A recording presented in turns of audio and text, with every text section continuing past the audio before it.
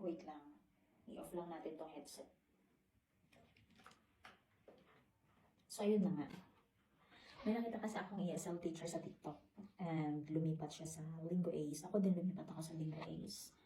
And naghahanap si teacher ng full-time ESL job na marami ang bookings. Kasi daw wala siyang gaanong bookings sa Linggo Ace. Actually, meron naman. Meron naman. Siguro si teacher ay medyo atat lang talaga magkaroon ng maraming students.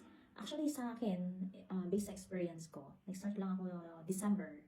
1 week. 1 week. First week ko, hindi kasi ako nag-open ng maraming slots. So, nung nakita siguro ng mga parents na marami yung slots ko, dun nagkaroon ng unti-unting bookings. Ayan. So, parang mga December 20, dun ako na-approve. And hindi pa ako kasi ganun nag-open ng maraming slots before. So, syempre, nakikita din ng parents, wala akong masyadong schedule na binubuksan. So, ito lang siya. December 23, actually, ito, hindi ko pa siya pinasukan. Parang teacher no-show yata ako dito. And then, nakikita ko kasi, ayan, after Christmas, nag-open na ako.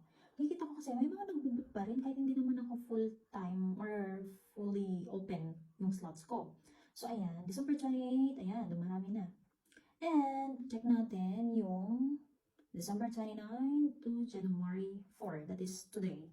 So, January 4 ngayon. Ayan. So, ito yung klase ko.